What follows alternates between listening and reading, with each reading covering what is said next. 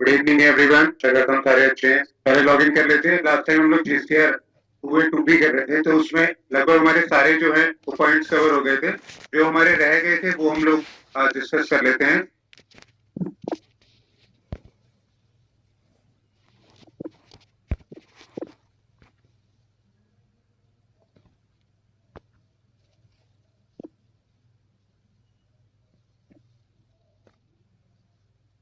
इसके अंदर पहले लॉग इन कर लेंगे। लॉग इन के बाद रिटर्न डैशबोर्ड में जाएंगे। रिटर्न डैशबोर्ड में जाने के बाद जिस मंथ को हमने टू बी और टू ए को रिकंसाइल करना है वो सिलेक्ट कर लेंगे। जैसे कि मैंने आपको बताया था, टू बी और टू ए जो है वो सेम होती है, लेकिन जो हमने रिटर्न की फिगर लेनी होती है वो टू बी के अकॉर्डिंग लेनी होती है। टू बी में लोगों ने सारे पॉइंट डिस्कस कर लिए थे। ए वाले जो पॉइंट्स हैं हमारे, वो सारे जो होते हैं वो आपको इनपुट क्रेडिट लेना होता है। तो आपको बस रिकंसाइल करने की आपका इनपुट उसके अंदर आ रहा है उतना बुक्स के अंदर या नहीं आ रहा है। तो जो नहीं आ रहा है तो वो आप उस बिल्स को जो है वेरीफाई कर लेंगे कि अगर आपके बिल से कोई मिसिंग हो गया या फिर कोई अगर ट्रांसपोर्ट में है या फिर आपके पास जो बिल आया ही नहीं है तो वो उसको वेरीफाई कर लेंगे। और डी वाले पार्ट में होता है कि जिस बिल के अगेंस्ट आपको क्रेडिट नोट मिला है, यानी कि आपकी परचेज कम हुई है किसी बिल के अकॉर्डिंग, तो वो जो है क्रेडिट नोट आपको यहाँ पे दिखाई देने लग जाएगी। ठीक है। अब इसके अंदर जो नई एक चीज है मैं आपको बता देता हूँ। एक होता है आईएमएफ। आईएमएफ में ऐसा होता है कि जब आपको ऐसा लगता है कि ये जो इनपुट क्रेडिट आ रहा है, ये इनपुट क्रेडिट सही नहीं है, इसके अंदर आपके पास एक बिल जो है वो कोई ना कोई एक्सेस है या फिर वो डिस्प्यूटेड में है या फिर आपके पास रिसीव नहीं हुआ है। ठीक है। तो आप उसको क्या कर सकते हैं कि ये जो टूबी हमने जनरेट करी है, ये टूबी जनरेट करने में अगर सपोज आपको ऐसा लगता है कि फर्स्ट बिल जो है हमारा, ये पोर्टर वाला जो है, सेकंड बिल जो है पोर्टल वाला, ये बिल जो है आपका नहीं है। ये बिल अभी डिस्प्यूटेड है, हमारे पास बिल की कॉपी नहीं आई है और हम लोग ये वाला इनपुट नहीं क्लेम करना चाहते या फिर हम लोग उसको पेंडिंग में रखना चाहते हैं। तब आपने क्या करना है, आपने जाना है सर्विसेज में, रिटर्न्स में जाना है आपने, और यहाँ पे एक आता है invoice management system, IMS dashboard. इस पे क्लिक कर देना है आपने। जब आप इस पे क्लिक करेंगे तो आईएमएस डैशबोर्ड में आपको जो विंडो है वो कुछ इस तरह नजर आएगी। ये है इनवर्ट सप्लाई और ये आउटवर्ट सप्लाई। देखिए, अगर आउटवर्ट सप्लाई में अगर आपको लगता है कोई गलती है तो आप आउटवर्ट सप्लाई के अंदर उसको एक्सेप्ट या रिजेक्ट कर सकते हैं। ठीक है। जैसे मैं पहले आउटवर्ट का बता देता हूँ। पहले फाइनेंस आउटवर्ट पे क्लिक करेंगे, फाइनेंशियल सिलेक्ट कर लेंगे 25-26, रिटर्न का पीरियड सिलेक्ट कर लेंगे अगस्त, और सेल रिटर्न टाइप जो है वो जीएसटीआर 1 है हमारी। ठीक है। और इसको कर लेंगे हम सर्च। सर्च करने के बाद आपके पास यहाँ पे दो इनवॉइसेस आ रहे हैं। देखिए, ये फोर्थ कॉलम के यानी कि B2B वाले जो रजिस्टर्ड वाले होते हैं उसके अंदर दो इनवॉइसेस आ रहे हैं। बाकी सब में जो है वो 0-0 है, यानी कि अमेंडमेंट कोई नहीं है, सप्लाईज कोई नहीं है, क्रेडिट नोट डेबिट नोट कोई नहीं है, और कोई भी जो आप ई कॉमर्स वाली सेल है वो भी नहीं है उसके अंदर। ठीक है। तो इसमें जो दो इनवॉइसेस आ रहे हैं वो ये दो इनवॉइसेस आ रहे हैं।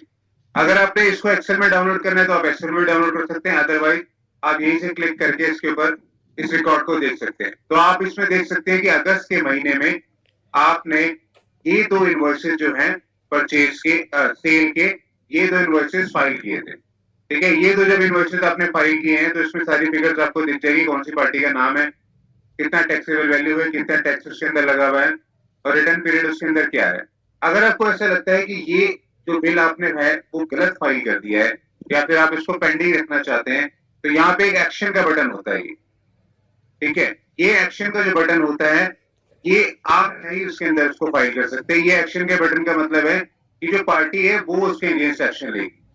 ठीक है। अगर आपको ये बात पता चल गई है कि ये वाला जो बिल है ये बिल हमने गलती से फाइल कर दी है, ठीक है ना, लेकिन पार्टी को ये जो बिल अपने जीएसटी 2B में या 2A में जब नजर आता है तो उसको ये बात पता चल जाती है कि ये बिल हमारा नहीं है, ये हमारे जीएसटी नंबर का नहीं है, जो भी हमने जीएसटी नंबर यहाँ पे डाला हुआ है हमारा नहीं है, या फिर इसमें अमाउंट उन्होंने गलत फाइल कर रखी है, या फिर टैक्स की अमाउंट जो है वो गलत है।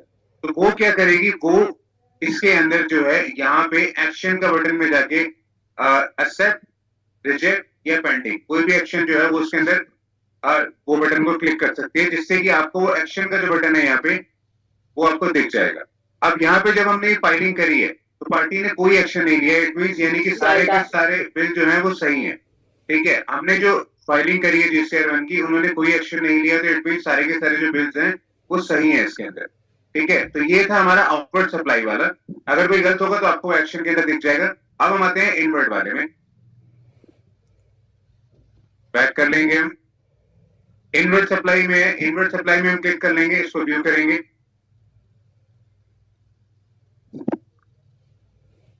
अगर आप यहाँ पे चेक करेंगे, यहाँ पे कोई भी B2 बॉय अमेंडमेंट है, डेबिट नोट्स है, क्रेडिट नोट्स है, वो सारे 0 आ रहे हैं, ठीक है। लेकिन सिर्फ B2B का जो इनवॉइस है उसके अंदर जो है आपके पास एक ही इनवॉइस आ रहा है जिसके अगेंस्ट आपने एक्शन कोई नहीं लिया है, ठीक है। तो अगर आपने इस पे क्लिक करके देखना है कि वो कौन सा इनवॉइस है, तो यहाँ पे आप क्लिक कर सकते हैं। यहाँ पे अगर आप चेक करेंगे तो देखिए यहाँ पे एक नेम है जो वो फूड सिक्योरिटी वाला जो है, इनवॉइस नंबर इसका ये है, रेगुलर ये है। अगर आपके पास ये परचेज का बिल आया है अगस्त के महीने में, तो और आपको ऐसा लगता है कि ये आपने इनपुट क्रेडिट नहीं लिया है या पेंडिंग है या जो भी रिजेक्ट करना है अगर आपको, तो आप इसके अंदर जो है वो बटन इसके अंदर क्लिक कर सकते हैं। अगर आपने इसको एक्सेप्ट करना है तो आप इसको एक्सेप्ट कर लेंगे, अगर आपने रिजेक्ट करना है तो आप रिजेक्ट कर देंगे। अगर आपको लगता है कि ये बिल है लेकिन अभी डिस्प्यूटेड है या फिर कोई इश्यू चल रहा है इसके अंदर रेट्स को लेके या फिर कोई टैक्स को लेके, तो आप इसको पेंडिंग में डाल सकते हैं। तो जब भी वो रेट्स के सेटल हो जाएंगे तो वो जो है पेंडिंग वाला जो बटन है वो पार्टी जो है वो क्लियर कर देगी, तब आप इसको एक्सेप्ट कर लीजिएगा। तो ये एक्शन बटन का मतलब यही है कि आपने जो भी इनपुट क्रेडिट आपको ऐसा लगता है कि आपके अकॉर्डिंग नहीं है या फिर उसने टैक्स का जो है वो गलत फाइलिंग कर रखी है या आपके पास ये बिल आना ही नहीं चाहिए था, तो आप उसके अगेंस्ट जो भी है एक्शन यहाँ पे ले सकते हैं। तो जैसे ही आप इसके अगेंस्ट एक्शन लेंगे तो आपकी जो GCR 2B है वो रिवाइज हो जाएगी। अगर मैं यहाँ पे दिखा देता हूँ एक बारी, ये हमारा जो मंथ है वो अगस्त का मंथ है, ठीक है। अगस्त के मंथ में अगर हम 2B देखें, अगर हम अपनी,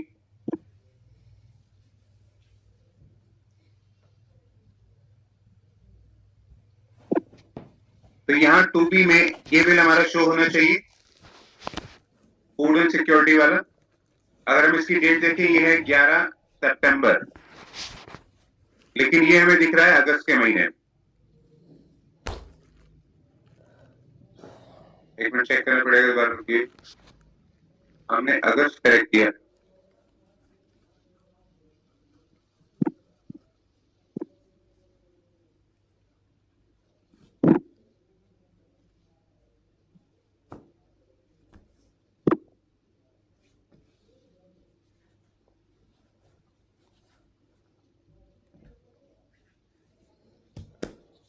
ओके, ये अभी इसके अंदर पोर्टल में जो है वो डेट्स नहीं शो हो रही हैं क्योंकि जो सितंबर की फाइलिंग है वो नेक्स्ट मंथ होगी। अदरवाइज हम जो है वो डिटेल्स इसके अंदर जो है वो ऐड ऑन कर सकते हैं। मैं एक बार यहाँ पे फिर से चेक कर लेता हूँ।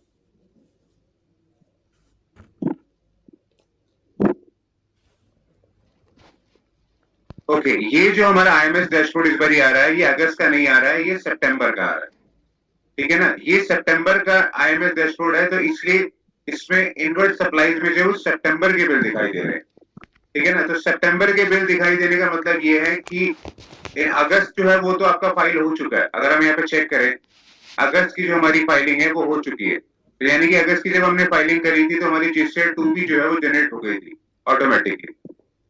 मैं यहाँ पे रिटर्न का स्टेटस दिखा देता हूँ अगस्त का। ये देखिए, ये 3B और 1 है जो हमारी फाइल हो चुकी थी, तो 2B ऑटोमेटिकली हमारी जनरेट हो चुकी थी। तो जो भी हमारे 2B में बिल्स आए होंगे वो हमारे जो है हमने उसको एक्यूरेट मान लिया है, उनको एक्सेप्ट कर लिया है और उसके अकॉर्डिंग जो है इनपुट हमने अपना क्लेम कर लिया, ठीक है। अब जो है हमारा सितंबर का महीना चल रहा है, तो अगर हम सितंबर के महीने में जाएं, अगर जब हम लोग 3B फाइल कर देते हैं किसी मंथ की, तो हमारे 2B का जो डैशबोर्ड होता है उस मंथ का IMS डैशबोर्ड में वो क्लोज हो जाता है, ठीक है। तो इसलिए अब हमने सितंबर का फाइल करना है, तो सितंबर में अगर आप चेक करेंगे तो यहाँ पे अभी हमने कोई फाइल नहीं करी है। सितंबर में अगर हम 2B में जाएं तो 2B हमारी अभी जनरेट नहीं हुई होगी क्योंकि वो जो जनरेट होगी वो नेक्स्ट मंथ की 13 तारीख को होगी। लेकिन आप यहाँ पे 2A में अपने बिलों का स्टेटस देख सकते हैं। अगर यहाँ 2A पे बिल का स्टेटस देखना है तो 2A पे क्लिक करेंगे, B2B इनवॉइस में जाएंगे, तो यहाँ पे देखिए, यहाँ पे आपके पास एक बिल आ रहा है फूड सेफ्टी और स्टैंडर्ड का, ठीक है ना। ये सितंबर के मंथ का है, ठीक है। लेकिन इसने भी GCR 1 जो है वो फाइल नहीं कर रखी है और 3B वो फाइल नहीं कर रखी, ठीक है। अब आप क्या करेंगे, आपने अगर सितंबर के बिल चेक करने हैं, सितंबर के बिल्स पे कौन कौन से बिल्स आपके अगेंस्ट आए हैं, कौन कौन से नहीं आए हैं, या अपने विद इन द मंथ ही अपने थोड़ी बहुत रिकंसिलेशन करनी है, तो आप सितंबर के मंथ खोल के 2A में जाके ये वाले बिल्स को चेक कर सकते हैं। अगर आपको ऐसा लगता है कि ये बिल जो है वो आपके अगेंस्ट नहीं है, ठीक है ना। ये बिल किसी ने गलत फाइल कर दिया है या फिर ये बिल किसी ने गलत ई इनवॉइस बना दिया है जो आपको पोर्टल में नजर आ रहा है, तब आप क्या कर सकते हैं, तब अपने इनवर्ट सप्लाई में जाके व्यू में जाएंगे। यहाँ पे सितंबर की अभी फाइलिंग नहीं हुई है, तो जो ई इनवॉइसेस वाले बिल्स हैं सिर्फ वही यहाँ पे दिखाई दे रहे हैं। जो ई इनवॉइसेस वाले बिल नहीं होते हैं वो यहाँ पे नहीं दिखाई देते हैं। ई इनवॉइसेस की जो फाइलिंग होती है, जिनके जो लार्ज सप्लायर्स होते हैं उनके जो ई इनवॉइसेस बनते हैं, उनका पैटर्न यही होता है कि जैसे ही वो इनवॉइस बनेगा तो वो ऑटोमेटिकली पोर्टल के ऊपर रिफ्लेक्ट होना स्टार्ट हो जाएगा, भले चाहे आपने जीएसटीआर 1 भरी है या नहीं भरी है, ठीक है ना। तो इसमें क्या है कि यहाँ पे जो इनवॉइस शो रहा है वो ई इनवॉइस वाला हो रहा है, तो इनवॉइस एक ही है। तो अगर हम इस पर क्लिक करें, इनवॉइस में हमने देखा ओके इस पार्टी ने हमारे अगेंस्ट बिल रेज कर दिया है। अगर आपको ऐसा लगता है कि ये पार्टी ने जो हमारे अगेंस्ट बिल बनाया है तो ये बिल हमारा नहीं है, तो आप यहाँ पे उसको एक्सेप्ट, रिजेक्ट या पेंडिंग करके मैसेज छोड़ सकते हैं, ताकि वो अपनी जीएसटीआर 1 फाइल करने से पहले उसको एडिट कर ले, ठीक है ना। या फिर जो भी आपके डिस्प्यूट है या जो भी क्वेरीज है उनको पहले सॉल्व करके फिर उसको फाइल करें जीएसटीआर 1 को। अदरवाइज अगर आप यहाँ पे इसको रिजेक्ट कर देंगे तो जब भी आप जीएसटीआर 2B जनरेट करेंगे तो 2B के अंदर आपका ये वाला जो बिल है ये नहीं शो होगा। ये 2B जब भी आपकी जनरेट होगी जीएसटीआर 2B सितंबर के मंथ की, अगर आप आईएमएस पोर्टल में इसको रिजेक्ट कर देते हैं तो 2B के अंदर ये वाला बिल जो है ये इसके अंदर नहीं शो होगा, ठीक है। अगर आप कोई एक्शन नहीं लेते हैं आईएमएस पोर्टल में तो इट मींस ये होगा कि आपका सारा डाटा जो भी पोर्टल पे शो हो रहा है वो सही है, ठीक है। लेकिन अगर आप कोई एक्शन ले लेते हैं इसमें, तो जो भी आपने एक्शन लिया है, पेंडिंग का लिया है, रिजेक्ट का लिया है, एक्सेप्ट का लिया, तो वो उसके अकॉर्डिंग आपकी जो है वो 2B जनरेट करेगा। सपोज मैं यहाँ पे एक एग्जांपल दे देता हूँ। आपके पास यहाँ पे 3 बिल आ रहे हैं, फर्स्ट बिल है, सेकंड बिल है, थर्ड बिल है। फर्स्ट बिल में आपको 1000 रुपए का इनपुट मिल रहा है, सेकंड में भी 1000 का ही मिल रहा है और थर्ड में भी 1000 का ही मिल रहा है। आपकी बुक्स में ये 3 बिल है, ठीक है ना। ये 3 बिल के अकॉर्डिंग आपने इनपुट इन तीनों का ही लेना है, यानी कि टोटल आपने जो ले लेना है वो 3000 रुपए लेना है, ठीक है। यहाँ पे जो आपका टोटल इनपुट जो बुक्स के अकॉर्डिंग आ रहा है वो 3000 रुपए आ रहा है। लेकिन अगर आपको ऐसा लगता है कि जब 2B जनरेट हुई है तो उसके अंदर बिल्स जो है वो ज्यादा नजर आ रहे हैं, या फिर विद इन द मंथ ही जब आपने रिकंसाइल कर लिया है, कुछ कर लिया, तो उसमें आपने देखा कि कोई बिल है जो आपको उसके अंदर ज्यादा नजर आ रहा है, तो आप उसको रिजेक्ट कर सकते हैं आईएमएस डैशबोर्ड पोर्टल में जाके। अगर सपोज आपने ये जो फाइंड आउट किया, ये वाली जो रिकंसिलेशन करी 2B जनरेट होने के बाद करी, तो 2B जनरेट होने के बाद भी आप आईएमएस पोर्टल में जाके उसको रिजेक्ट कर सकते हैं, लेकिन कंडीशन ये है कि आपने फाइलिंग नहीं करी होगी 3B। अगर आप सितंबर की मंथ की बात कर रहे हैं, अगर सितंबर के मंथ की अगर हम सिर्फ इनपुट की बात करें तो सितंबर के मंथ का इनपुट जो है वो 3B में काउंट होता है वो, ठीक है। और 3B जो है वो 20 तारीख को भरी जाएगी, 20 अक्टूबर को। जो आपका बुक्स है वो तो सबके साथ अपडेट होती रहती है, लेकिन जो 3B जो है वो सितंबर की जो है वो 13 अक्टूबर को जनरेट होगी वो। अगर आपने रिकंसाइल किया कि आपको ऐसा लगा कि एक बिल जो है यहाँ पे फालतू आ रहा है, तो एक बिल फालतू आ रहा है तो उसमें ज्यादा क्या चांसेस होते हैं कि आपने शायद वो बिल छोड़ दिया हो, या फिर आपका वो डिस्प्यूट के अंदर हो, या फिर आपके अगेंस्ट बिल जो है वो भी रिसीव ही नहीं हुआ हो, तो आप वो वाली चीजें जो है वो एक्शन उसके अगेंस्ट ले सकते हैं। अगर आपको लगता है कि ये वाला जो 1000 का बिल है ये गलत ही आपके अगेंस्ट फाइल हो गया, तब आप क्या करेंगे, तब आप जाके यहाँ पे रिजेक्ट का बटन दबा देंगे। तो जैसे ही आप रिजेक्ट का बटन दबाएंगे, का बटन हम कब तक रख सकते हैं सर? ये 20 तारीख जो है, अक्टूबर का 20 तारीख जो होती है, सितंबर की जब आप फाइल कर रहे हो तो 20 तारीख अक्टूबर तक जो होता है 3B जो होती है फाइल हो जाती है, तो 3B फाइल करने से पहले आप इसको रिजेक्ट कर सकते हैं, ठीक है। अगर आपको ऐसा लगता है कि आपका नहीं है तो अगर नहीं करते हैं, क्योंकि हमारे जो बिल्स रहते हैं सर वो अलग अलग स्टाफ के पास रहता है और उनको मतलब हमारे तक पहुंचने में 15-20 दिन महीना तक लग जाता है। हाँ, तो अगर आपको ऐसा लगता है कि बिल जेन्युइन है लेकिन अभी सिर्फ प्रोसेस के अंदर है, आपके सिस्टम में प्रोसेस के अंदर है, तो तब आप उसमें क्या करेंगे, तब आप पेंडिंग वाले पे क्लिक कर देंगे। पेंडिंग में भी जब आप क्लिक करेंगे तो आपका ये जो 1000 रुपए का इनपुट है वो यहाँ पे रिड्यूस हो जाएगा, ये वाला इनपुट जो है वो रिड्यूस हो जाएगा, ठीक है ना। अगर पेंडिंग में रहेगा जब तक हमारे पास, चाहे वो बिल 6 महीने बाद आए तब हम कर सकते हैं। हाँ, तब आप उसको ले सकते हैं उसको, ठीक है ना। Okay sir. लेकिन अगर आप एक्सेप्ट कर देते हैं तभी आपका इनपुट जो है वो काउंट हो जाएगा, तब यहाँ पे आपका जो इनपुट है वो 4,000 रुपये आपको अपने जीएसटीआर 2B के अंदर शो होने लग जाएगा। लेकिन अगर आप रिजेक्ट या पेंडिंग करते हैं तो जीएसटीआर 2B दोबारा से आपको क्रिएट करनी पड़ेगी, दोबारा से उसमें एक बटन आता है यहाँ पे। जब आप इस पे अगर जैसे पेंडिंग या रिजेक्ट पे क्लिक कर देते हैं तब आप उसके यहाँ पे एक बटन आता है कंप्यूट जीएसटीआर 2B, ठीक है ना। कोई भी अगर आप एक्शन ले लेंगे तो इसमें दोबारा आएगा बटन कंप्यूट जीएसटीआर 2B। तो जैसे आप कंप्यूट करेंगे जीएसटीआर 2B की, तो अगर आपने कोई भी रिजेक्ट या पेंडिंग आपने कर रखा है तो अब वो उसको निकाल के आपको एक्चुअल वाली जो है वो जीएसटीआर 3B वो जीएसटीआर 2B बना के दे देगा, जिसके अंदर आपको इनपुट नजर जो आएगा वो 3,000 रुपये का नजर आएगा। ये 1,000 रुपये का जो बिल है उसमें से नहीं हट जाएगा, उसमें नहीं दिखाई देगा, ठीक है। तो ये बेसिकली क्या है, ये रिकंसिलेशन करने के लिए प्रोसेस थोड़ा सा इजी बना दिया है पोर्टल वालों ने। अदरवाइज क्या होता है कि पहले आप 2B को डाउनलोड करोगे, 2B की जेसन फाइल को डाउनलोड करोगे, फिर एक्सेल में डाउनलोड करोगे, फिर उसके अंदर जाके अपने टेक्स्ट के जो सॉफ्टवेयर है उसमें अपलोड करोगे, फिर वहां पे वो जो 2B का रिकंसिलेशन है ऑटोमेटिकली हो जाएगी। कई जो एडवांस यूजर्स है वो ऐसे ही करते हैं, जिनके बिल ज्यादा होते हैं, वो जो है 2B की जेसन फाइल डाउनलोड कर लेते हैं और उसको जाके अपने पोर्टल पे अपलोड कर देते हैं, उसको जाके अपने सॉफ्टवेयर में अपलोड कर देते हैं, तो वो पूरी रिकंसिलेशन ऑटोमेटिकली करके दे देता है, ठीक है ना। तो कई लोगों को ये प्रोसेस अच्छा लगता है, लेकिन कई लोग जो है जिनके पास छोटा अगर कोई भी है, अगर कोई स्मॉल यूजर है, तो वो ऑनलाइन जाके आईएमएस डैशबोर्ड में भी सीधा जाके उसमें रिकंसिलेशन कर सकते हैं, ठीक है। अगर आपको लगता है कि हमें आईएमएस डैशबोर्ड नहीं यूज करना है, तो जितने भी बिल्स आपके यहाँ पे दिखाई दे रहे हैं वो सारे बिल जो है वो आपके 2B में नजर आएंगे, ठीक है। इसमें अगर किसी को क्वेश्चन है तो पूछ सकता है।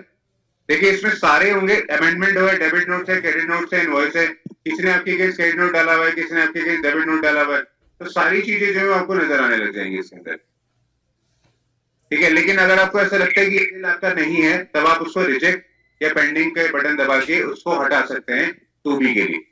तब आपका जो है वो एक्चुअल क्रेडिट दिखाई देने लग जाएगा और एक्चुअल क्रेडिट जो है वो आपका आपकी बुक्स के साथ मैच हो जाएगा,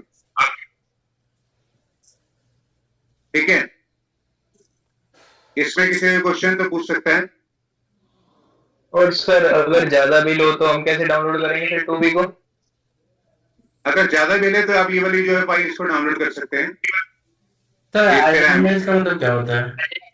आईएमएस का मतलब होता है जो भी आपके जितने भी इनवर्ड वाले जो बिल हैं, आपके इनवर्ड मटेरियल सप्लाई जिसको कहते हैं, जो भी आपके इनवर्ड वाले बिल्स हैं, वो इनवर्ड वाले बिल आपके पास हैं भी या नहीं है, किसी ने गलत फाइलिंग तो नहीं कर दी है, जी ठीक है ना। तो अगर आपको ऐसा लगता है किसी ने गलत फाइलिंग कर दी है या फिर किसी ने डबल फाइलिंग कर दी है, तब आप उसमें जाके इसको एक्सेप्ट, रिजेक्ट या पेंडिंग कर सकते हैं। सर मैं लेट थी तो थोड़ा आगे से थोड़ा दिखा दो ना, आगे पहले अपने क्या स्टार्ट में सिखाया। ओके मैं बता देता हूँ। यहाँ तक अभी किसी का क्वेश्चन है तो मैं एक बार दोबारा रिवाइज करवा देता हूँ। नहीं सर। ओके मैं एक बार, 2B तो फिर हम जैसे डाउनलोड करेंगे तो आईएमएस से ही डाउनलोड करेंगे? हाँ आप दोनों में से कर सकते हैं। आप देखिए जो बेसिकली 2B जो है, सपोज मैं यहाँ अगस्त का महीना का दिखा देता हूँ। अगस्त के महीने में 2B आपने जब डाउनलोड करी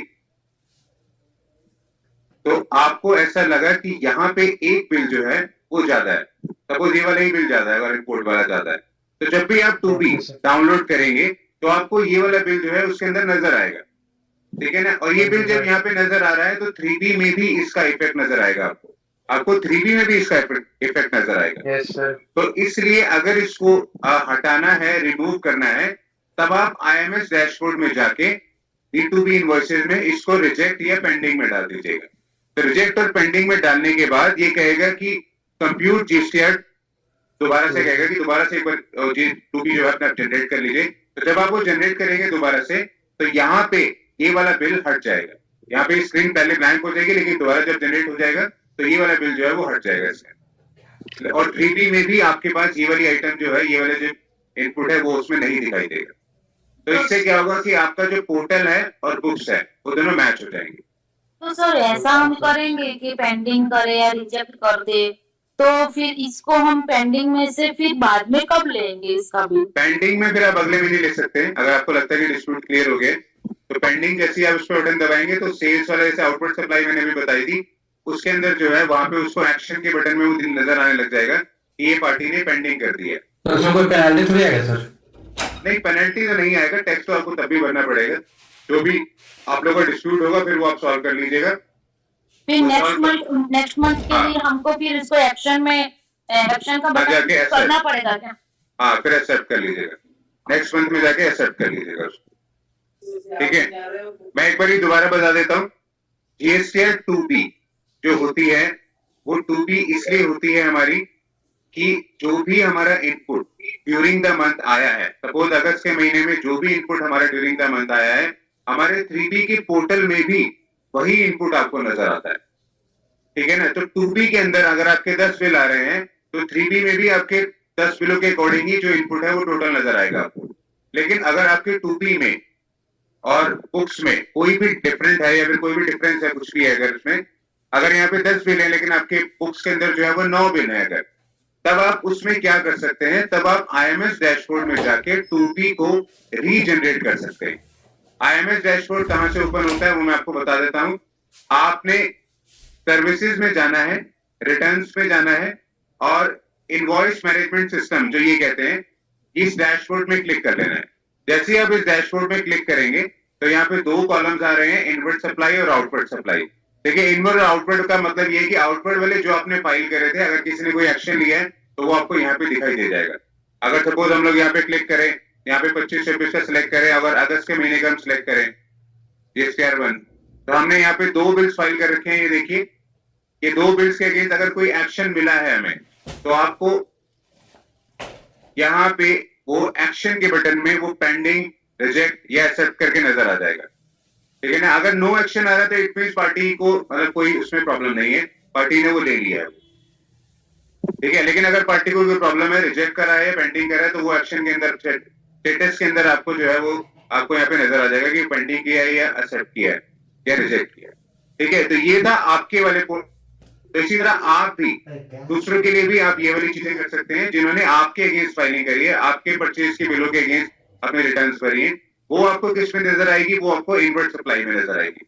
इनवर्ट सप्लाई में जब आप गए, अगर आपने ये देखा कि आपके जो बिल्स हैं यहाँ पे, वो बिल रहे हैं वो सही शो नहीं हो रहे हैं, में भी शायद कोई टैक्स का गड़बड़ है या टैक्सेबल वैल्यू में गड़बड़ है या किसी ने डबल बिल फाइल कर दी है, तब आप उस केस में क्या करेंगे कि यहाँ पे जो भी इनवॉइसेस आ रहे हैं उस इनवॉइसेस के अगेंस्ट एक्शन ले सकते हैं, उसको एक्सेप्ट कर सकते हैं, रिजेक्ट कर सकते हैं या पेंडिंग कर सकते हैं। अगर आप कोई एक्शन नहीं लेते तो इट मींस वो सारे के सारे सही हैं, उसका मतलब भी यही होगा।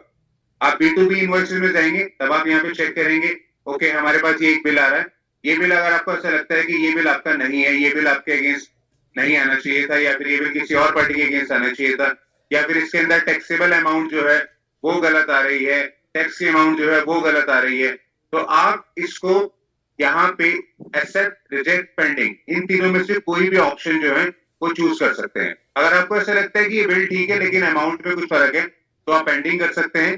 ठीक है ना, रेट्स में कुछ फर्क है तो आप पेंडिंग कर सकते हैं, क्लैरिफाई करने के बाद इसको एक्सेप्ट कर लीजिएगा। अगर आपको ऐसा लगता है कि ये बिल बिल्कुल ही गलत है तो आप इसको रिजेक्ट भी कर सकते हैं। ठीक है, अगर आपको लगता है ये एक्सेप्ट है मगर मतलब सही है बिल्कुल, तब आप इसको एक्सेप्ट कर सकते हैं। तो जो भी आप एक्शन लेंगे वो एक्शन यहाँ पे जो है आपका रिकॉर्ड हो जाएगा। ठीक है, वो रिकॉर्ड होने के बाद आपके पास एक ऑप्शन जनरेट हो जाएगी, कंप्यूट जीएसटीआर 2B। तो जैसे ही आप इस पे क्लिक करेंगे तो उस मंथ की 2B में ये वाला जो बिल यहाँ पे शो हो रहा था, ये बिल आपको वहां पे नहीं दिखाई देगा। ठीक है, ये बेसिकली जब आपको वो बिल नहीं दिखाई देगा तो इट मींस अगर 2B में वो नहीं दिखाई दे रहा है तो 3B में भी उसका इनपुट जो है वो नहीं दिखाई दे रहा होगा। ठीक है, ये क्लियर है? सर ये तो आपने करंट मंथ का दिखा है, शायद ऐसा हो ना, हमको 12-13 तारीख को उन्होंने फिल किया, बाद में हमको पता चलता है, हम 15 तारीख को चेक करते हैं, तब रिजेक्ट कर सकते हैं क्या? हाँ, 3B फाइल होने से पहले आप उसको रिजेक्ट कर सकते हैं। अगर आपने 3B फाइल नहीं करी है तब आप उसको रिजेक्ट कर सकते हैं। अगर आपने 3B फाइल कर दी है तब आप उसको रिजेक्ट नहीं कर सकते। जैसे कि अगस्त के महीने में देखिए यहाँ 3B फाइल हो चुकी है, तो 2B का कोई भी बिल जो है वो मैं IMS पोर्टल में जाऊंगा अगर, तो यहाँ पे वो बिल दिखाई ही नहीं देगा मुझे, यहाँ पे सिर्फ करंट महीने का दिखाई देगा क्योंकि हमने 3B फाइल कर दी है। ठीक है ना, तो 3B फाइल करने से पहले आप उसका एक्शन जो है वो ले सकते हैं। ठीक है, ये क्लियर हो गया सबको? फिर मैं आगे बढ़ूं। देखिए, रिकंसिलिएशन होनी जरूरी है, रिकंसिलिएशन होनी जरूरी है, क्योंकि जैसे कि मैंने लास्ट टाइम भी आपको बताया था, आईएमएस पोर्टल में तो आपको एक्चुअल फिगर नजर आने लग जाएंगी जो आपकी बुक्स के साथ टैली होने लग जाएंगी जब आप एक्सेप्ट रिजेक्ट कर दोगे उसके अंदर, ठीक है। लेकिन यहाँ पे रिटर्न्स में जब आप जाएंगे तो यहाँ पे tax liability and ITC comparison में जब आप जाएंगे, यहाँ पे आपको अपनी एक्चुअल स्टेटस पता लग जाएगा कि आपने जो फाइलिंग करी है वो सही करी है या नहीं करी है। हम इसमें ये सिलेक्ट कर लेते हैं, सर्च कर लेते हैं। अगर आपने 2B का कोई भी बिल रिजेक्ट नहीं किया है तो वो आपको एग्जैक्टली वही नजर आएगा, ठीक है। लेकिन अगर आपने कोई रिजेक्ट कर दिया है तो वो आपकी वैल्यू कम हो जाएगी। अगर हम यहाँ पे इसमें जाए 5th पॉइंट में इनपुट टेस्ट credit and due import of goods, अगर आपको लगता है कि import of goods other than import of goods, अगर आपको लगता है कि इंपोर्ट ऑफ गुड्स को छोड़ के जो भी आपका इनपुट बनता था वो सारा ये है, 2B के अकॉर्डिंग आपका इतना आ रहा है तो आपने 3B में भी तो इतना ही आपने इनपुट लिया होगा ना, ठीक है ना। लेकिन कई लोग जो होते हैं वो 2B के अकॉर्डिंग जितना इनपुट आ रहा होता है उतना इनपुट 3B में नहीं लेते, वो या तो कभी कम ले लेते हैं या ज्यादा ले लेते हैं। तो जैसे ही आप उसको यहाँ पे उसको कम या ज्यादा करेंगे तो आपका यहाँ पे जो डिफरेंस है वो डिफरेंस जो है वो आपका यहाँ पे रिजेक्ट होने लग जाएगा, ठीक है। वो डिफरेंस जो है वो आपका यहाँ पे रिजेक्ट होने लग जाएगा। ये जो डिफरेंस है आपका, ये जो डिफरेंस वाला जो है आपका, ये डिफरेंस शॉर्टफॉल है जो कम्युलेटिव है, ये डिफरेंस जो है वो आपका अगर आप बिल्कुल एग्जैक्ट वही लेंगे तो वो आपका रिजेक्ट हो जाएगा। लेकिन अगर आप यहाँ पे कोई गड़बड़ कर देंगे तो यहाँ पे वो डिफरेंस आपको शो होने लग जाएगा। अगर मैं यहाँ पे एक कॉलम और दिखा देता हूं, जैसे कि रिवर्स चार्ज वाला था, रिवर्स चार्ज वाले में देखिए ये वाला जो है 3B के अंदर हमने आरसीएम जो है वो हमने यहाँ पे क्लेम नहीं किया था, ये हमें क्लेम, ये लायबिलिटी थी हमारी, मतलब क्लेम नहीं किया था हमने। लेकिन यहाँ पे नेक्स्ट मंथ में यहाँ पे हमने इसको क्लेम कर लिया था। लेकिन जब फर्स्ट मंथ में हमने क्लेम नहीं करा था तो ये वैल्यूज जो है वो रेड हो गई थी, तो इट मीन्स हमने ये जो रिटर्न है ये गलत फाइल करी है, ठीक है। तो यहाँ पे शॉर्टफॉल में अगर आप चेक करें तो यहाँ पे रेड वैल्यू जो है वो आपको नजर आने लग जाएंगी, ठीक है। लेकिन जब हमने नेक्स्ट मंथ इसको फाइल किया तब यहाँ पे वो वैल्यू नहीं शो हो रही थी, लेकिन हमने यहाँ पे क्लेम कर लिया था। तो उससे क्या हुआ कि जो नेगेटिव वैल्यू हमारी शो हो रही थी वो नेगेटिव वैल्यू हमारी यहाँ पे पॉजिटिव हो गई। देखिए यहाँ पे माइनस आया लेकिन यहाँ पे जो टोटल इफेक्ट हो गया वो आपका पॉजिटिव हो। सेम 2B का भी रिएक्शन यही है कि अगर आप 2B में आईएमएस डैशबोर्ड यूज नहीं करेंगे तो आईएमएस डैशबोर्ड यूज नहीं करने का मतलब ये है कि 2B की वैल्यू जो है वो आपकी बुक्स के साथ मैच नहीं होंगी, ठीक है। ये क्लियर हो गया आपको सबको? इसमें अगर किसी भी क्वेश्चन है तो पूछ सकते हैं।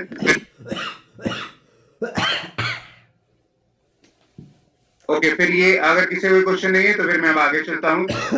हमने जो अब तक किया है वो हमने करा है GSTR 1 है, जो मैंने की बोला था कि अगर किसी को एडिट करनी है कोई फिगर तो आप इसको फाइल कर सकते हैं। 2B हमारी हो गई है, 2A हमारी हो गई है। GSTR 1 की लास्ट डेट जो होती है वो 11th ऑफ नेक्स्ट मंथ होती है। 2B और 2A की जो डेट होती है वो 13th ऑफ नेक्स्ट मंथ होती है। बेसिकली 2B की डेट होती है 13th of next month, 2A तो चलता ही रहता है पूरा महीना।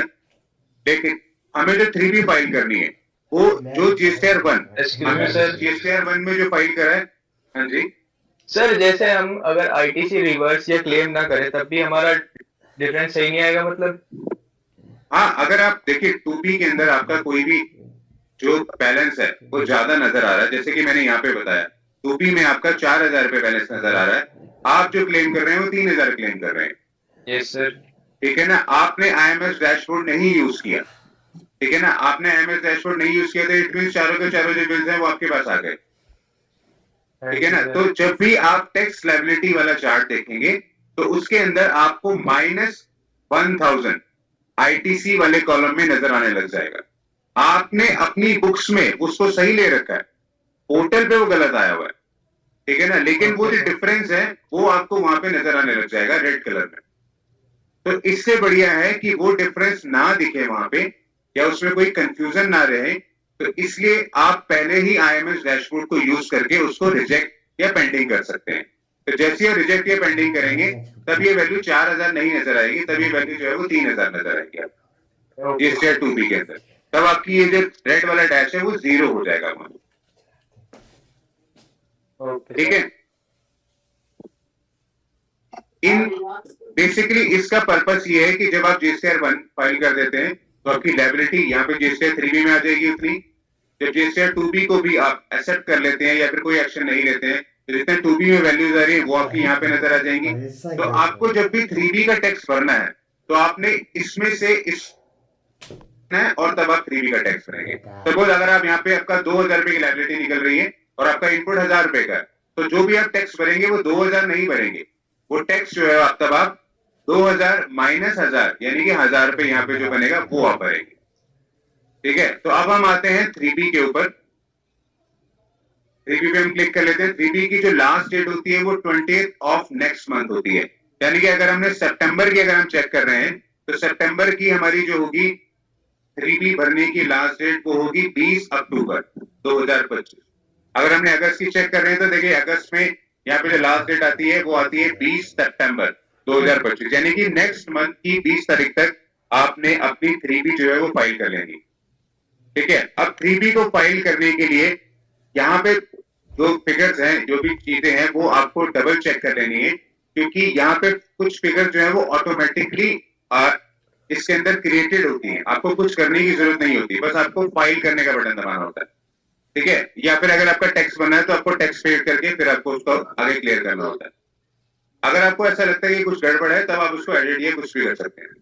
तो यहाँ पे जो भी कॉलम्स आ रहे हैं वो मैं एक बार आपको क्लियर कर देता हूँ। हमने ये अगस्त के महीने की भरी है। अगस्त के महीने की जब हमने भरी थी तो हम सबसे पहले अगस्त की रिटर्न चेक कर लेते हैं। अगस्त के महीने में जब हमने जीएसटीआर 1 भरी थी तो उसमें हमने कितनी लायबिलिटी दिखाई थी।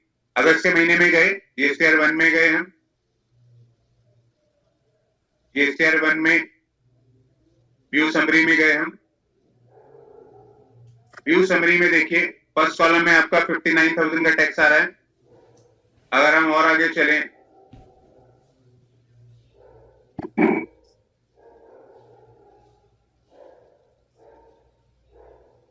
तो और कोई नहीं है, तो यानी कि एट द एंड अगर हम चेक कर लें तो हमारे यहाँ पे 59,000 का टैक्स आ रहा है, तो टैक्सेबल वैल्यू जो है वो 3,30,000 रुपए आ रही है। अब हम जब जीएसटीआर 3B फाइल करने लगेंगे, 3B फाइल करने के लिए जब हम इस पर क्लिक करेंगे तो फर्स्ट कॉलम जो आपका आ रहा है, फर्स्ट कॉलम जो होता है वो होता है 3.1, इसको कहते हैं tax on outward and reverse charge inward supply. ठीक है, इसका मतलब ये है कि जितनी भी आपने सेल करी है, चाहे वो आउटवर्ड वाली करी है चाहे वो रिवर्स चार्ज वाली करी है, तो वो सारी सेल्स जो है तो सेल्स के अकॉर्डिंग जो भी टैक्स बनता है वो आपको यहाँ पे शो करना है। ठीक है, तो अगर हम इस पे क्लिक करें, इसमें हमारे पास 4 कॉलम आ रहे हैं। ठीक है, 4 कॉलम में अगर हम चेक करें तो ये देखिए फर्स्ट कॉलम जो है आपका है outward taxable supply other than zero rated, nil rated and exempted. ठीक है, इसमें इसका मतलब ये है कि वो सारी सप्लाई, वो सारी सेल जो आपने करी हैं जिनमें नील रेटेड नहीं है, जीरो रेटेड नहीं है और एग्जेम्प्टेड नहीं है, वो सारी सेल जो आपने सप्लाई करी है जिनके ऊपर आपने टैक्स भरा है, वो वाली जो वैल्यूज हैं वो आपको यहाँ पे लेनी। ठीक है, मैं यहाँ पे थोड़ा डिटेल में बता देता हूँ। सपोज आपने 1 लाख रुपए की टैक्स वाली सेल करी है। अब यहाँ पे देखिए, अगर हम सेल आपने जो करी है, आपने सेल टैक्सेबल वैल्यू जो करी वो 1 लाख रुपए की करी, उसमें 18% टैक्स लगा हुआ था, तो 18,000 रुपए का टैक्स यहाँ पे आपको शो हो गया। आपने नील रेटेड वाली सेल करी, नील रेटेड में जो है वो आपने 50,000 की करी। ठीक है, जिसके ऊपर 0% टैक्स था। ठीक है, तो यहाँ पे टैक्स की अमाउंट जो होगी वो भी 0 हो जाएगी। फिर आपने एक्सपोर्ट वाली करी, एक्सपोर्ट में भी कोई टैक्स नहीं होता है, वो 0% ही होता है, तो आपकी जो वैल्यू है वो आपकी यहाँ पे 0 हो जाएगी। ठीक है, अब यहाँ पे इसके अलावा अगर कोई रिवर्स चार्ज है तो रिवर्स चार्ज में भी आपकी जो भी आपकी सेल हुई है वो आपकी यहाँ पे नजर आ जाएगी। रिवर्स चार्ज में बेसिकली 18% रिवर्स इनपुट लगता है, तो ये आपका जो 18% का टैक्स है, जो आपका 18% का टैक्स है वो आपका यहाँ पे कैलकुलेट हो जाएगा, वो की है 1800 रुपए। ठीक है, अब इन कॉलम्स को आपने फिलअप कैसे करना है। आपकी टोटल सेल अगर आप चेक करें तो आपका ये वाली सेल्स आ जाती है, ये आपकी सेल की वैल्यू हो जाएगी। अगर हम इसको प्लस कर लें तो ये है 1,85,000। ठीक है, ये आपकी जो सेल है वो है 1,85,000। लेकिन आपने यहाँ पे जो सेल दिखानी है वो 1,85,000 नहीं दिखानी है, वहां पे आपने ब्रेकअप दिखाना है। यहाँ पे जो फर्स्ट सप्लाई है आउटपुट टैक्सेबल सप्लाई, वो आपकी जो है वो 1 लाख रुपए यहाँ पे आ जाएगी। ठीक है, 1 लाख रुपए के ऊपर आपने अगर टैक्स 18 जीएसटी भरा है, एचजीएसटी भरा है, आईजीएसटी भरा है, तो वो आपने यहाँ पे बाइफिकेट कर देना है। यहाँ पे जो अमाउंट आएगी वो 1 लाख रुपए आएगी, वो 1,25,000 नहीं आएगी। ठीक है, उसके बाद है outward taxable supply zero rated. अगर आपने कोई जीरो रेटेड वाली सप्लाई करी है तो वो आपको यहाँ पे शो कर देनी है। जीरो रेटेड में जैसे कि मैंने आपको बताया था, आप कोई भी ऐसे एग्रीकल्चर प्रोडक्ट्स हो गए आपके, या कोई भी वेजिटेबल्स वगैरह हो गए, वो 0% वाली जो होगी तो वो आपने 50,000 वाली जो है वो आपने यहाँ पे दिखा देनी है। या अगर आप एक्सपोर्ट की जो सेल है वो भी आप यहाँ पे दिखा सकते हैं। ठीक है, एक्सपोर्ट वाला जो है वो भी इसके लिए यही कॉलम होता है। फिर थर्ड है other outward supplies nil rated और एग्जेम्प्टेड। अगर आपने कोई भी नील रेटेड और एग्जेम्प्टेड सप्लाईज करी है तो वो अपनी वैल्यूज यहाँ पे दिखानी है। मतलब आपको अपनी सेल का ब्रेकअप दिखाना है यहाँ पे हमेशा। ठीक है, फिर है फोर्थ कॉलम जो है वो रिवर्स चार्ज आ गया। रिवर्स चार्ज जो आपने क्लेम करना है वो आपने यहाँ पे दिखा देना है। फिर है नॉन जीएसटी आउटवर्ड सप्लाई। अगर नॉन जीएसटी आउटवर्ड वाली सप्लाई है तो वो आपने यहाँ पे दिखा देनी है। एट द एंड जो आपका होगा वो आपकी जो टोटल सेल है वो इसके साथ मैच होनी चाहिए। ठीक है ना। इसमें जो हमारी सेल इंक्लूड नहीं है वो है ई कॉमर्स वाली। ठीक है, और इसके अलावा और कोई अगर गवर्नमेंट से रिलेटेड वाली होती है, गवर्नमेंट से अगर स्पेशल रेट्स पे जो सेल हुई है वो वाली सेल जो है वो इसके अंदर इंक्लूड नहीं। तो यहाँ पे जो टैक्स बना आपका, ये अगर आप चेक करें तो आपका 1 के अकॉर्डिंग आपका मैच है ये टैक्स। ठीक है, तो यानी कि ये जो है आपका फिगर जो है आपकी यही फिगर यहाँ पे इसके अंदर आएगी। आप इसको कम या ज्यादा नहीं कर सकते। अगर आप इसको कम करेंगे तो आपके पास डिफरेंस आ जाएगा टैक्स वाली लायबिलिटी शीट के अंदर। अगर आप इसको ज्यादा करेंगे तो वहां पे आपके पास पॉजिटिव आ जाएगा कि आपने ज्यादा टैक्स भरा है। ठीक है, तो वो आपको क्लैरिफाई करना थोड़ा सा मुश्किल हो जाएगा। ठीक है, और रिवर्स चार्ज जो है, रिवर्स चार्ज हमेशा आपको 2B के अकॉर्डिंग नजर आ जाएगा। 2B में अगर आपका रिवर्स चार्ज जितनी वैल्यू आ रही है वही रिवर्स चार्ज की वैल्यू जो है वो आपने यहाँ पे ले लेनी। तो आपने यहाँ पे जो टैक्स भरना है वो 59,000 तो एक भरना ही है, प्लस 11 रुपीज ये वाले सीजीएसटी और जीएसटी के अंदर भी भरने हैं। ठीक है, यहाँ पे जीएसटी और 1 जब हम भरते हैं तो यहाँ पे रिवर्स चार्ज का कोई कॉलम नहीं होता, तो इसके रिवर्स चार्ज वाली अमाउंट जो है वो यहाँ पे आपको नजर नहीं आएगी। ठीक है, लेकिन आपका जो 2B वाला कॉलम होता है वहां पे जो आपका रिवर्स चार्ज की अमाउंट आ रही होती है वो आपको यहाँ पे नजर आ जाएगी। ठीक है, तो इसका मतलब ये भी आपने पे करना है। इसको कंफर्म कर देंगे, कैंसिल कंफर्म कर देंगे, फिर कंफर्म करने के बाद ये सेव करने के लिए बोलेगा तो आप सेव कर दीजिएगा। ठीक है, तो ये आपका जो था ये आपकी होगी सेल की वैल्यू जो आपने भरी है। अब इसके अंदर 2 चीजें और भी आती हैं। फिर है 3.1.1 यानी कि supply notified under section 95 of CGST act, यानी कि जो हमारी ई कॉमर्स वाली सेल्स थी आपको यहाँ पे नजर आएंगी। वो आपने इस पे क्लिक कर देना है। इसमें क्लिक करने के बाद यहाँ पे 2 कॉलम्स आ रहे हैं, देखिए taxable supplies on which electronic commerce operators पे टैक्स, यानी कि जिनका ई कॉमर्स प्लेटफॉर्म है जैसे कि फ्लिपकार्ट वाले हैं या फिर अमेजन वाले हैं, तो वो जो लोग हैं वो अपना जो टैक्स है वो यहाँ पे पे करें। ठीक है ना। और सेकंड कॉलम है taxable supplies made by registered person through electronic commerce operator, यानी कि ये वो लोग हैं, यहाँ पे वो अमाउंट्स आएंगी जो जिन लोगों ने अमेजन या फ्लिपकार्ट को हायर करा था अपनी सेल को बढ़ाने के लिए। ठीक है ना, तो वो अपनी वैल्यू जो है वो यहाँ पे अपनी लिखी है।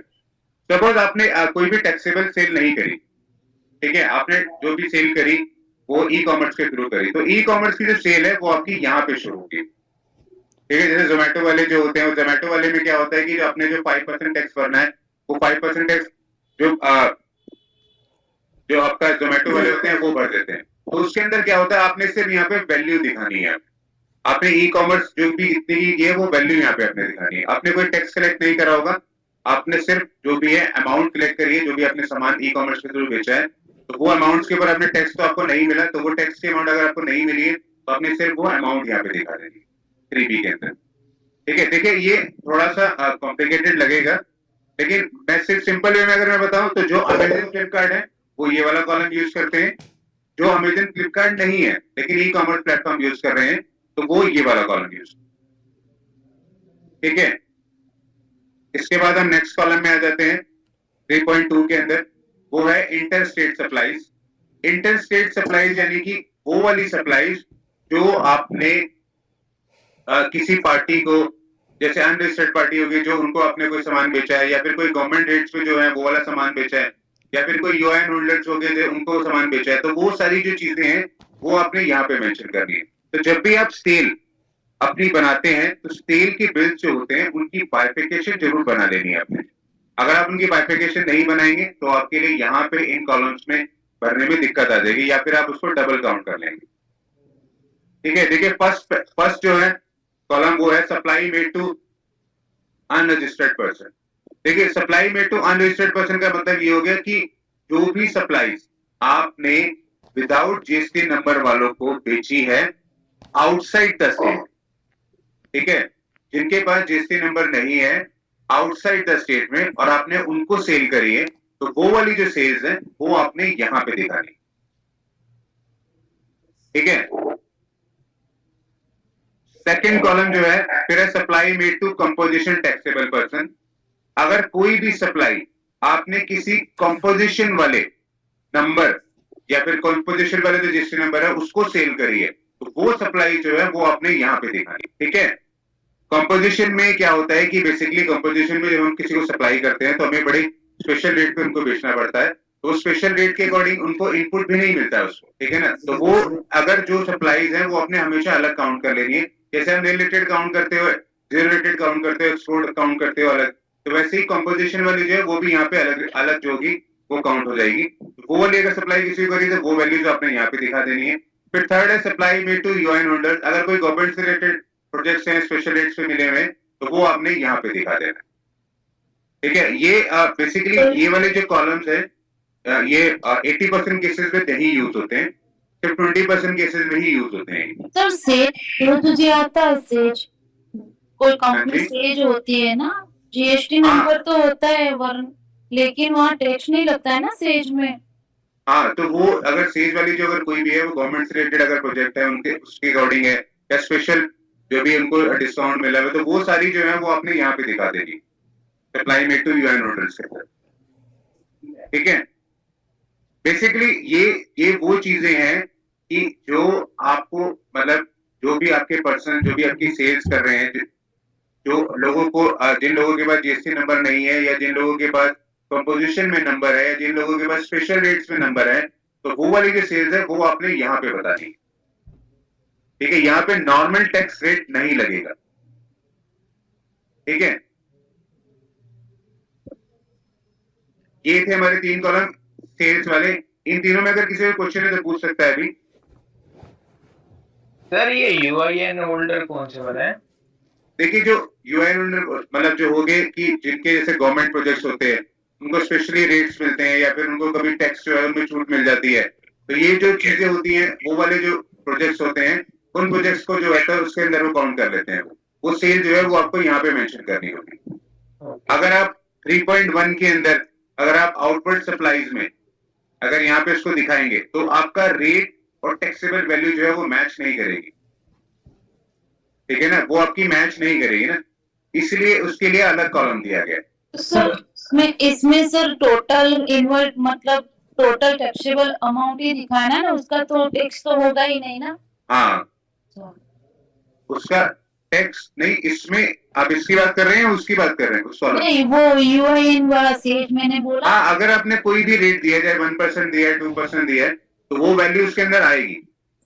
टैक्स की तो सेज में क्या होता है 0% आता है, कुछ भी टैक्स नहीं लगता है। देखिए 0% वाला है तो यहाँ पे देखिए यहाँ पे जो ऑप्शन दे रखी है आउटवर्ड टैक्सेबल सप्लाई 0 रेटेड। जो एक्सपोर्ट हम करते हैं वो भी हमारा 0% पे ही होता है। कुछ हम लोग अगर सिर्फ अपनी स्टेट पे ही बेचे या अपनी कंट्री में ही बेचे उनमें भी 0% होता है, तो वो वाला भी हमने यहीं पे काउंट कर लेना है। तो जो भी 0 रेटेड वाली सप्लाईज है वो सारी जो है वो अपने यहाँ पे काउंट करनी है। यहाँ पे सिर्फ शो करना है ना सर? हाँ, यहाँ पे शो कर रहा है आपने। और अगर आपने कोई भी टैक्स भर रखा है या फिर कोई भी अगर अलग से कोई टैक्स भर रखा है जिसका आपने रिफंड लेना है तो वो आप यहाँ पे दिखा देंगे। जैसे कहीं एक्सपोर्ट के केसेस नहीं। में सर मैं क्या बोल रही हूँ, आपने बोला ना B number outward taxable supply, तो सेज में हम सेल्स करते हैं तो ये टैक्सेबल अमाउंट ही सिर्फ लिखना है ना, वो बाजू में हाँ, उसमें आपने आपने लिखा ना, टैक्सेबल अमाउंट ही लिखनी है। हाँ वो जीरो, वहाँ इंट्रीगेट टैक्स है वहाँ पे तो जीरो ही आएगा ना। हाँ, वहां पे जीरो ही आएगा, ओके। वहां पे जीरो ही आएगा, वहां पे कोई टैक्स नहीं, क्योंकि टैक्स आपने भरा ही नहीं है, तो हाँ, सर आपने टैक्स मतलब कलेक्ट मैन्युअल करा करना है। पड़ेगा क्या? हाँ, वो आपको अलग अलग बाइफिकेट करनी पड़ेगी अपनी सेल को, सेल को ओके, अपने अलग अलग बाइफिकेट करनी सेल्स एंड पड़ेगी। प्राइस से नहीं होता। हाँ, एक साथ में नहीं होगा वो, ठीक है। और किसी क्वेश्चन यहाँ तक इन 3 कॉलम में? ये तीनों कॉलम जो है जीएसटीआर 3B के अंदर सेल के लिए काउंट होते हैं। तो जब भी आप सेल की फिगर फाइनलाइज कर रहे हैं, आपने जीएसटीआर 1 तो भर दी है, ठीक है ना। जीएसटीआर 1 में भी काफी सारे कॉलम्स होते हैं, तो जीएसटीआर 1 में जब आपने भर दी है तो जीएसटीआर 1 में वो कॉलम्स को आपने सही भरा है नहीं भरा है, वहीं पे आपको पता लगता है कि जैसे B2B का कॉलम अलग होता है, B2C का अलग होता है, B2C लार्ज का अलग होता है, एक्सपोर्ट का अलग होता है। तो वो कॉलम जो है वो भी इसी तरह यहाँ पे आपने बाइफिकेट कर देने हैं। सर इसको चेक करके पेमेंट करना रहेगा ना, कि इसमें भी आप कुछ काम करना रहेगा? नहीं, वैसे चेक करके आपको अपनी लायबिलिटी जो है वो मैच करवानी है, कि जो लायबिलिटी आपकी जीएसटीआर 1 के अकॉर्डिंग बन रही है वही लायबिलिटी यहाँ पे बननी चाहिए। तो आगे उसके बाद सही रहेगा तो आगे पेमेंट करना है। हाँ, तब आपने आगे प्रोसीड करके पेमेंट कर रहे हैं। और कंपोजिशन का कैसा रहेगा इसमें? कंपोजिशन में भी तो आपने टैक्स भरा होगा ना स्पेशल रेट पे, तो कंपोजिशन के अंदर जो भी आपने टैक्स भरा है, पार्टी से कलेक्ट करा है, चाहे 1% कलेक्ट करा है, तो वो आप यहाँ पे शो करेंगे ना फिर। तो कंपोजिशन जीएसटी का भी सेम बनना है क्या ऐसे ही? हाँ, उसका भी यही रहेगा। ये रहेगा। तो उसका भी B2B का भी सेल होता है क्या? देखिए, कंपोजिशन का मतलब ही यही है कि वो पार्टी जो है वो जीएसटी नंबर से रिलेटेड है, जीएसटी नंबर है उसके पास, अच्छा। ठीक है ना। लेकिन कंपोजिशन में क्या होता है कि उनके पास नॉर्मल रेट्स नहीं चलते हैं, वो लोग जो सेल करते हैं वो 1% या 2% पे ही करते हैं, चाहे कोई भी आइटम हो, इससे ज्यादा वो सेल नहीं कर सकते हैं। लेकिन दूसरे हिस्से में उनको इनपुट क्रेडिट नहीं मिलता है ना, वो आपका जीएसटी नंबर ही अलग होता है, कंपोजिशन वाला वो रेगुलर नंबर नहीं होता। कंपोजिशन वाला जो नंबर होता है वो रेगुलर नंबर नहीं होता है, वो आपका कंपोजिशन स्कीम के अंदर आपका नंबर होता है, ठीक है ना। तो उसके अगेंस्ट जो भी आपको स्पेशल डिस्काउंट मिलते हैं वो यही मिलते हैं कि आप कोई भी अगर सेल कर रहे हैं तो उसको 1 या 2% पे सेल कर सकते हैं, लेकिन आपको इनपुट भी कोई नहीं मिलेगा, अच्छा। ठीक है। और किसी क्वेश्चन इसमें 3 कॉलम में?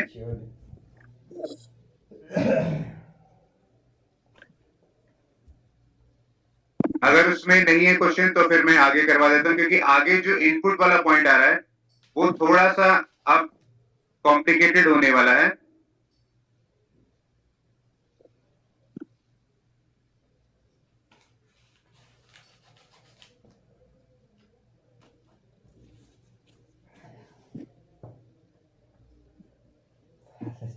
हम इस पैकेज में जाते हैं, 3B में चले जाते हैं। 3B में जब आपने ये तीनों कॉलम्स फिलअप कर लिए, प्रॉपरली फिलअप कर लिए, और आपकी जो लायबिलिटी है वो आपकी जीएसटीआर 1 के साथ मैच हो रही है, तो इट मींस आपके सेल की जो वैल्यूज हैं वो आपकी मैच हो चुकी है, ठीक है ना। आपकी जीएसटीआर 1, आपकी बुक्स और आपकी 3B ये तीनों मैच हो गई है, ठीक है। अब हम आते हैं इनपुट वाले कॉलम में। 4th कॉलम जो होता है वो होता है एलिजिबल आईटीसी, कि आपने जो भी आईटीसी लिया है वो कैसे कैसे लिया है। जैसे हम लोगों ने सेल को बाइफिकेट किया था वैसे ही आईटीसी को भी बाइफिकेट करना होता है। इस पे क्लिक कर देते हैं हम। अब हम आते हैं नेक्स्ट वाले कॉलम में, 4th कॉलम में एलिजिबल आईटीसी। देखिए, एलिजिबल आईटीसी जो अभी तक हमने किया था वो 2B के अकॉर्डिंग किया था, लेकिन 2B के अकॉर्डिंग इंडिविजुअल आईटीसी में अगर कुछ भी गड़बड़ है तो वो आपको यहाँ पे रेक्टिफाई करनी, ठीक है। अगर आपने आईएमएस में भी कर दिया लेकिन आईएमएस के बाद भी अगर उसमें कुछ गड़बड़ है तो वो यहाँ पे आपने रेक्टिफाई करनी है, और आपने आईटीसी वही लेना है जो आपके 2B के अकॉर्डिंग आ रहा है, ठीक है। मैं यहाँ पे दूसरी स्क्रीन खोल लेता हूँ एक बारी।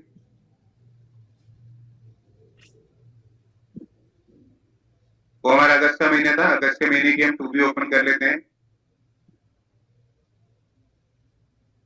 ओके, 2B के अकॉर्डिंग अगर हम चेक करें तो हमारा आईजीएसटी जो आ रहा है वो 721 आ रहा है, और सीजीएसटी जो आ रहा है वो 648,6484।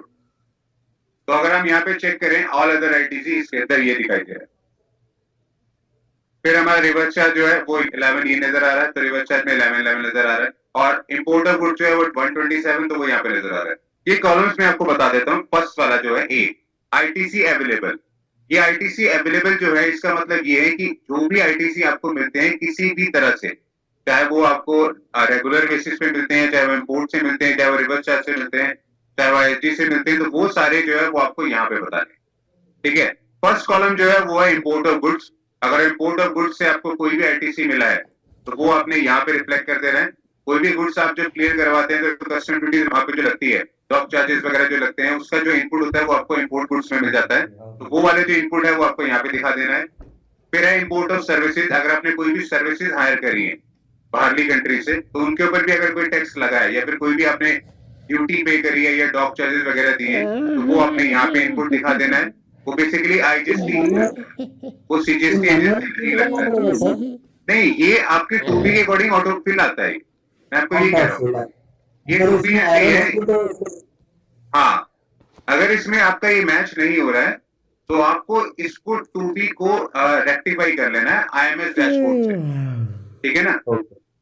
ठीक है, अगर आप आईएमएस डैशबोर्ड से रेक्टिफाई नहीं करेंगे तो आपका वहां पे जो आईटीसी टैक्स लायबिलिटी वाली शीट है वहां तो डिफरेंस नजर आएगा ही, और यहाँ पे भी ये चीजें जो है वो आपको डिफरेंस नजर आने लग जाएगा। ठीक है, तो ये जो है सेकंड कॉलम, ये भी हमारा इम्पोर्ट ऑफ सर्विसेज है, तो यहाँ पे कोई हमें इनपुट नहीं मिला हुआ था, तो इसलिए यहाँ पे ये 0 हो रखा है। फिर है inward supply liable to reverse charge. Reverse charge में हमें जो भी इनपुट लेना था वो इनपुट जो है वो आप यहाँ पे दिखाई दे देंगे, यहाँ पे बता देंगे। आईजीएसटी का है तो आईजीएसटी में बता देंगे, सीजीएसटी एचएसटी है तो यहाँ बता देंगे। यहाँ पे आपको ध्यान रखना है कि यहाँ पे टैक्सेबल वैल्यू जो है वो नहीं होती है। ठीक है, यहाँ पे आपकी टैक्सेबल वैल्यू नहीं होती है। ठीक है, यहाँ पे आपको सिर्फ टैक्स की वैल्यू आएगी। तो 11 रुपए इनपुट था, तो यहाँ पे अगर आप चेक करें तो 11 रुपए इनपुट है, 11 रुपए इनपुट है, तो वही आपका इनपुट जो है वो यहाँ पे आया हुआ। ठीक है ना? आप इसको कम नहीं कर सकते, आप इसको ज्यादा नहीं कर सकते। अगर आप कम ज्यादा करेंगे तो आपकी टैक्स लायबिलिटी की शीट जो है वो मिसमैच हो जाएगी, वहां पे रेड रेड करके कॉलम्स आपको दिखाई देने लग जाएंगे, तो वो आपको रिकंसिलेशन करने में बाद में फिर बहुत दिक्कत आएगी। ठीक है, फिर फोर्थ कॉलम है इनवर्ट सप्लाईज फ्रॉम आईएसडी। अगर इनपुट सर्विस डिस्ट्रीब्यूटर से आपको कोई भी इनपुट मिला है तो वो इनपुट जो है वो आपने यहाँ पे दिखाई दे यहाँ पे बता देना है। ठीक है, अगर कोई भी आपको टूबी में भी अगर वो रिफ्लेक्ट हो रहा है आईएसडी वाले कॉलम के अंदर, तो वो आपने यहाँ पे बता देना है। ठीक है, फिर है अगर all other ITC. All other ITC का मतलब ये होगा कि इन कॉलम्स को छोड़ के, इन चारों कॉलम्स को छोड़ के बाकी जो भी आईटीसी आपको मिला है, चाहे वो रेगुलर का है, चाहे वो किसी भी वो जैसे कहते हैं कंपोजिशन वैल्यू के अकॉर्डिंग मिला है, कुछ भी मतलब ऐसा कोई भी अगर आपको आईटीसी मिला है, पुराना आईटीसी मिला है, अमेंडमेंट में आईटीसी मिला है, तो वो आईटीसी जितना भी है वो सारा आपका जो है वो यहाँ पे नजर आ जाएगा, वो आपने यहाँ पे फिल करना है। ठीक है, ये फिगर जो होती है वो ऑटो फिल हुई होती है, लेकिन आप इनको एडिट कर सकते हैं। ठीक है, आप इनको ना एडिट कर सकते हैं। ये ऑटो फिल होती है लेकिन आप इनको एडिट कर सकते हैं। अगर आप इसको एडिट करेंगे तो एडिट करने पे जो भी आपकी रिएक्शन होगा वो आपको टैक्स लायबिलिटी शीट में नजर आ जाएगा। तो इसलिए बेटर है कि आप आईएमएस बोर्ड में ही उसको एडिट। ठीक है, ये जो है फर्स्ट कॉलम ए वाला जो है, ये आपका जो है आईटीसी जितना भी आपने लिया है, जितना भी आपका बनता है वो यहाँ पे आएगा। यहाँ पे आईटीसी जो आपका आया है, इसके अंदर अगर आपका कोई क्रेडिट नोट है, ठीक है ना, आपको कोई क्रेडिट नोट बना हुआ है, क्रेडिट नोट मिला हुआ है जिससे आपका आईटीसी कम हो रहा है, तो वो आपका आईटीसी जो है वो यहाँ पे कम हो जाएगा। अगर सपोज यहाँ पे 100 रुपए का क्रेडिट नोट होता, क्रेडिट नोट अगर आपके पास 100 रुपए का आया होता, तब आपके पास आईजीएसटी की जो वैल्यू है वो 721 नहीं दिखाती, तब वो आपके पास दिखाती 621। तो 100 रुपए का जो आईजीएसटी का जो क्रेडिट नोट है वो लेस हो जाएगा। ठीक है, तो वो नेट करके वैल्यू आएगी। इसमें किसी क्वेश्चन है तो पूछ सकता है, ये आईटीसी कैसे लेना है, ये क्लियर हुआ सबको? अगर कोई भी डाउट है मैं दोबारा बता देता हूँ। आईटीसी के कॉलम को आपने फिल करने से पहले अपने 2B जरूर चेक कर लेनी है। अगर 2B में जो फिगर्स आ रही हैं वही आईटीसी के अंदर आपकी इन फिगर्स में भरनी है आपने। ठीक है ना, आपकी रिकंसिलेशन में अगर मिसमैच आ रहा है तब आपने मिसमैच को पहले ही आईएमएस डैशबोर्ड में उसको ठीक कर लेना है। ठीक है, अगर आपने आईएमएस डैशबोर्ड में उसको ठीक नहीं किया और आप अपनी फिगर्स को यहाँ पे जाके ठीक कर रहे हैं, यहाँ पे प्लस या माइनस कर रहे हैं, तो आपके पास डिफरेंस आ जाएगा। वो डिफरेंस जो है वो आपको टैक्स लायबिलिटी वाली शीट जो है आपकी मैंने दिखाई थी, जो उसके अंदर नजर आने लग जाएगा रेड रेड। ठीक है, तो इससे बेटर है कि आप पहले ही उसको ठीक कर लें। ठीक है, और यहाँ पे जब भी आईटीसी आपने भरना है तो वो आईटीसी उनकी नेचर के अकॉर्डिंग भरना है। अगर वो इंपोर्ट का है तो इंपोर्ट का यहाँ दिखाना है, अगर वो रिवर्स चार्ज है तो वो आपने यहाँ पे दिखाना है, अगर वो आईएसडी है इनपुट सर्विस डिस्ट्रीब्यूटर का है तो वो आपने यहाँ पे दिखाना है, और अगर ऑल अदर आईटीसी है तो वो आपने यहाँ पे दिखाना है। ठीक है, जो भी इन तीनों को चारों को छोड़ के अगर आईटीसी बचता है तो वो आपने यहाँ पे दिखाना है। ठीक है, यहाँ पे दिखाने के बाद अगर आपका कोई भी क्रेडिट नोट भी है तो क्रेडिट नोट की जो वैल्यू है वो आपने यहाँ पे ऑल अदर आईटीसी में लेस कर देनी है। अगर आईजीएसटी में क्रेडिट नोट है तो आईजीएसटी की वैल्यू जो है वो उतनी अमाउंट से लेस हो जाएगी, अगर सीजीएसटी में है तो सीजीएसटी की वैल्यू लेस हो जाएगी, और अगर एचजीएसटी में है तो एचजीएसटी की वैल्यू लेस हो जाएगी। तो क्या होता है कि आईजीएसटी में सीजीएसटी में डाइवर्ट करना पड़ता है, कुछ ऐसा कुछ नहीं क्या? डाइवर्ट करना मतलब समझाने में मैंने ऐसा कुछ सुना है कि आईजीएसटी की अमाउंट है ना, ये थोड़ी सीजीएसटी में जाती है, सीजीएसटी में एसजीएसटी में जाती है अमाउंट। वो तो जब हम पेमेंट करते हैं, जब हम पेमेंट करते हैं ना तो वो चीजें तब आती है वहां पे, वो चीजें तब आती है। अच्छा, मतलब मैं वही कह रहा हूँ कि अगर किसी का टैक्स अगर सीजीएसटी में बन रहा है अगर, ठीक है ना, और एचजीएसटी में बन रहा है और उसके पास कोई आईजीएसटी की अमाउंट पड़ी है, तो आप कभी भी उस अमाउंट को आईजीएसटी को सीधा यहाँ पे नहीं ऐड करेंगे, वो आप चलान में जब आप भरने लगेंगे या फिर जब आप पेमेंट स्क्रीन पे जाएंगे तो वहां पे उसको एडजस्ट करेंगे, यहाँ पे उसको एडजस्ट नहीं करेंगे। अगर यहाँ पे ना सर, हाँ वो भी आगे आएगा, वाला हाँ, वाला कॉलम भी है इसमें, आपको आगे आएगा भी। तो मैं वही कहना चाह रहा हूँ कि अगर किसी की टैक्स की अमाउंट बन रही है रिकंसिलेशन करने के बाद, सपोज यहाँ पे 6,000 का सीजीएसटी और 6,000 का एचजीएसटी, टोटल 12,000 रुपए हो गए, लेकिन आपको जो टैक्स की अमाउंट बन रही थी वो बन रही थी आपकी 13,000 रुपए। ठीक है ना, तो 1,000 रुपए आपको फिर भी टैक्स भरना था, ये दोनों एडजस्ट करने के बाद तो आप ये जो आपकी आईजीएसटी की वैल्यू है उसको यहाँ पे एडजस्ट नहीं करेंगे, इस स्क्रीन पे एलिजिबल आईटीसी के अंदर जाके उसको एडजस्ट नहीं करेंगे। ठीक है ना, वो पेमेंट वाले सेक्शन में एडजस्ट होती है, वो यहाँ पे एडजस्ट नहीं होगी। ये क्लियर हुआ? पर ये एडजस्ट होने के बाद नेक्स्ट मंथ में जब जीरो दिखेगा फिर नहीं, वो भी आपको परचेज का इनपुट मिला है, वो तो आपको यही दिखाई देगा। एडजस्ट जो है वो नेक्स्ट स्क्रीन में करेंगे। मैं यहाँ पे एक एग्जांपल दे देता हूं। सपोज ये है सेल का, ठीक है ना, ये है आईजीएसटी, ये है सीजीएसटी और ये है एचजीएसटी। ये है सेल का और ये है परचेज का। ठीक है, अब सीजीएसटी के अंदर आपका टैक्स बन रहा है सपोज 1,000 रुपए, ठीक है, एचजीएसटी में भी आपका बन रहा है 1,000 रुपए, आईजीएसटी यहाँ पे 0 है आपका। ठीक है, आईजीएसटी में यहाँ पे आपके पास 100 रुपए आ गए परचेज में, सीजीएसटी में आपके पास 900 रुपए है, एचजीएसटी में आपके पास 900 रुपए है। तो देखिए जो भी कॉलम मैंने आपको बताए हैं, फोर्थ कॉलम में अगर आपकी सेल की जो लायबिलिटी बन रही है वो आपने इसके अकॉर्डिंग ही दिखानी है, और जैसे एलिजिबल आईटीसी वाला जो कॉलम है उसमें भी जो लायबिलिटी है वो अपने, उसमें भी जो आपका इनपुट है वो आपने इसके अकॉर्डिंग ही दिखाना है। अगर आप अपने पास मैनुअल कैलकुलेशन कर लेते हैं तब आप चेक करेंगे कि सीजीएसटी में 1,000 रुपए टैक्स भरना है और एचजीएसटी 900 रुपए का मिला ही हुआ है हमें, तो अगर 1,000 में से 900 गए तो हमें टैक्स कितना भरना है सीजीएसटी के अंदर, 1,000 माइनस 900, तो यानी कि 100 रुपए टैक्स भरना है सीजीएसटी के अंदर। ठीक है ना, तो सेम आपका एचजीएसटी में कितना भरना है, वो भी आपको 100 रुपए ही भरना पड़ेगा। ठीक है, लेकिन आईजीएसटी में आपका कोई टैक्स नहीं बन रहा है, लेकिन आईजीएसटी में आपका इनपुट बन रहा है, तो अगर आप चेक करेंगे वो इनपुट यहाँ पे माइनस में आ रहा है। ठीक है ना, क्योंकि ये आपके पास इनपुट जो है वो एक्सेस है वो। ठीक है ना, तो आपने ये एडजस्टमेंट जो है, ये जो आपके पास माइनस में आ रहा है, तो आपने टोटल टैक्स इस बार कितना भरना है, वो भरना है 200 रुपए, तो यहाँ भरना ही था, लेकिन 100 रुपए हमारे पास प्लस में पड़ा हुआ है, तो 100 रुपए लेस हो जाएंगे, तो आपका टोटल टैक्स जो हो जाएगा वो 100 रुपए हो जाएगा। सर आपने भरना सिर्फ 100 रुपए ही है। तो आपने ये वाली फंडा लेके या फिर ये वाला कंसेप्ट लेके अपने दिमाग में यहीं पे वैल्यूज को बढ़ाना नहीं है, कहीं आप इसको कर दो 950 और इसको भी कर दो 950 और इसको कर दो 0, ऐसा नहीं करोगे आप। ये जो वैल्यूज आपकी जो ये आ रही हैं, ये वैल्यूज एज पर जो भी इनपुट आपको मिला है आपने उसके अकॉर्डिंग ही दिखानी है। एडजस्टमेंट वाला जो कॉलम है वो नेक्स्ट कॉलम में आता है। ठीक है, इसमें आपने कोई एडजस्टमेंट नहीं करनी। ये क्लियर हो गया?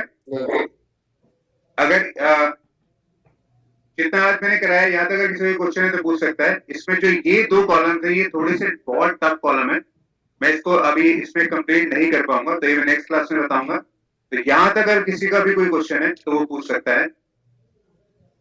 हमने 3B स्टार्ट कर दी है, 2B हमारी कंप्लीट हो गई है, JCR 1 कंप्लीट हो गई है। हमने आज ये 4 कॉलम ऑलमोस्ट कर ही लिए हैं। तो इन 4 कॉलम्स में अगर आपका कोई भी कॉलम में कोई भी डाउट है, कुछ भी पूछना है तो वो पूछ सकते हैं। सर पोर्टल पे डमी अकाउंट बनाने बता दीजिए एक बारी, डमी अकाउंट मतलब समझाने में? जिस पे हम प्रैक्टिस कर सकें। नहीं, पोर्टल पे डमी अकाउंट नहीं बनेगा। आप जीएसटी का जो डाउनलोड है, ऑफलाइन टूल जो है उसको डाउनलोड कर लीजिए, उस पे आप प्रैक्टिस कर सकते हैं। ठीक है ना, उस पे आप प्रैक्टिस कर सकते हैं। उसमें आप किसी का भी जीएसटी नंबर लेके उसमें आप प्रैक्टिस कर सकते हैं।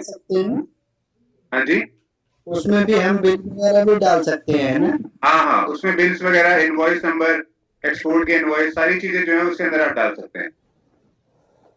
ओके, डाउनलोड में यहाँ पे डाउनलोड में जाएंगे, offline tool, return offline tool, इस पे क्लिक करेंगे और रिटर्न ऑफलाइन टूल में क्लिक करने के बाद आपके पास ये वाला आएगा 3.2.3, तो इसको आप डाउनलोड कर लेंगे, यूटिलिटी को, इसको इंस्टॉल कर लेंगे। इंस्टॉल करने के बाद आप इसके अंदर फाइल्स को प्रिपेयर करके उसमें अपलोड करना स्टार्ट कर सकते हैं। तब आपका ऑलमोस्ट सारी चीजें जो है वो आपकी प्रैक्टिस वाली जो है वो कंप्लीट हो जाएंगी। ठीक है। और किसी क्वेश्चन यहाँ तक?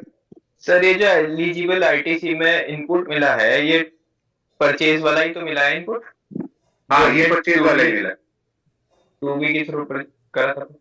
हाँ, ये परचेज वाला ही मिला है। Okay sir.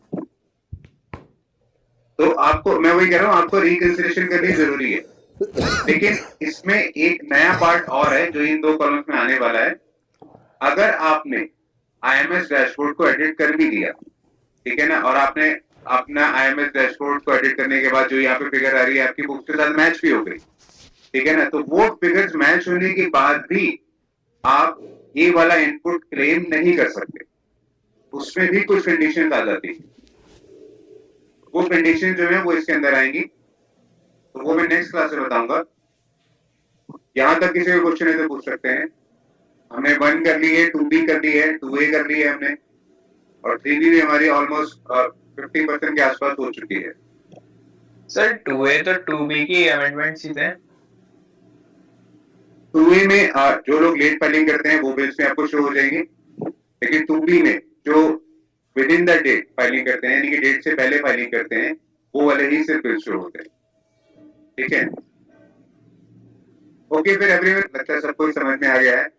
तो आप लोग एक बार रिवाइज कर लीजिएगा सारा ये, ठीक है। किसी का भी कोई क्वेश्चन है, डाउट है यहाँ तक, तो वो नेक्स्ट क्लास में चाहे स्टार्टिंग में पूछ लीजिएगा, क्योंकि 3B जो अब हम फाइल करने वाले हैं वो थोड़ी सी टफ हो जाएगी, क्योंकि JCR 1 अगर आपने सही फाइल कर दी है, 2B अगर आपने सही चेक कर ली है, लेकिन 3B में कुछ कंडीशंस ऐसी होती हैं जिसमें इन दोनों कंडीशंस को ओवरराइड कर देते हैं, ठीक है, और वो ओवरराइड करनी पड़ती है, अदरवाइज आपके लिए वो ITC जो है वो अवेलेबल नहीं होगा, या इनएलिजिबल ITC जिसको कहते हैं, वो वाली चीज हो जाती है। ठीक है, तो यहाँ तक जो भी आपने करवाया है एक बार सारे प्रैक्टिस कर लेंगे। करने के बाद जो अगर आप किसी जो भी अगर रेगुलर यूजर हैं जो जिससे चला रहे हैं, वो एक बार अपना टैक्स लायबिलिटी चार्ट जो है वो भी जरूर चेक करें। Tax liability and ITC comparison वाला, टैक्स लायबिलिटी ITC कंपैरिजन में अगर आपके पास सारी वैल्यूज प्लस में आ रही हैं, आपके डिफरेंसेस 0 में अगर आ रहे हैं, तो इट मींस आप सही फाइलिंग कर रहे हैं, ठीक है ना। लेकिन अगर आपके डिफरेंसेस 0 में नहीं आ रहे हैं, तो इट मींस आप गलत फाइलिंग कर रहे हैं। देखिए यहाँ पे स्टार्टिंग में माइनस हो गया था, लेकिन फिर हमने प्लस में करा, तो ये इसका इफेक्ट जो एट द एंड वो 0 हो गया। लेकिन कभी कभी ऐसा होता है कि एट द एंड तक इफेक्ट जो होता है वो 0 नहीं हो पाता, वो चलता ही रहता है। कभी टैक्स कम पे कर दिया, या फिर इनपुट ज्यादा ले लिया, या फिर टैक्स ज्यादा पे कर दिया, फिर इनपुट कम ले लिया, मतलब कुछ ना कुछ ऐसा इसमें चलता ही रहता है। जो रेगुलर कई मैंने देखे हैं जो यूजर्स होते हैं वो करते हैं, ठीक है। जैसे कि मैं यहाँ दिखा देता हूँ एक,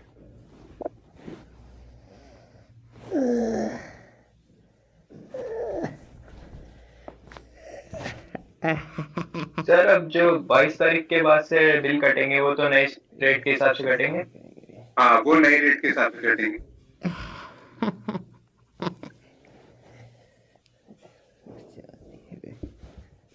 आप चाहे सही फाइलिंग कर रहे हो, आपने चाहे प्रॉपर फाइलिंग करी हो, लेकिन अगर आपने tax liability ITC comparison chart नहीं देखा और उसमें डिफरेंसेस नहीं देखे, तो आप इसका मतलब है गलत फाइलिंग कर रहे हैं। देखिए, अगर हम सेल की बात करें तो यहाँ पे 0 है, ठीक है, जितना टैक्स बनता था उतना हमने पे कर दिया। लेकिन अगर हम आईटीसी की बात करें, ये हमारा जो है आईटीसी समरी है, तो यहाँ पे देखिए आपके डिफरेंसेस आ रहे हैं, ठीक है ना। तो ये डिफरेंसेस क्यों आ रहे हैं, क्या क्वेश्चंस हैं, आपके पास रिकंसिलिएशन बनी होनी चाहिए, आपके पास वैलिड प्रूफ होना चाहिए इसको क्लियर करने के लिए। अदरवाइज आप जो है इसके अगेंस्ट लायबिलिटी में फंस सकते हैं, डिमांड में फंस सकते हैं, और मे भी शायद पेनल्टी भी बने। ठीक है, तो मैं सबको यही कहूंगा कि यहाँ तक जितना हमने करवाया है इसको एक बार क्लियर कर लें, रिवाइज कर लें। नेक्स्ट क्लास में जो है मैं आपको बताऊंगा कि हमें आईटीसी जो है जब हमारे पास पूरा अवेलेबल होता भी है और पूरी वैल्यू मैच भी हो गई है, तब भी हमें उसको छोड़ना क्यों पड़ता है। ठीक है, ओके एवरीवन, आज के लिए इतना बहुत है। Good night.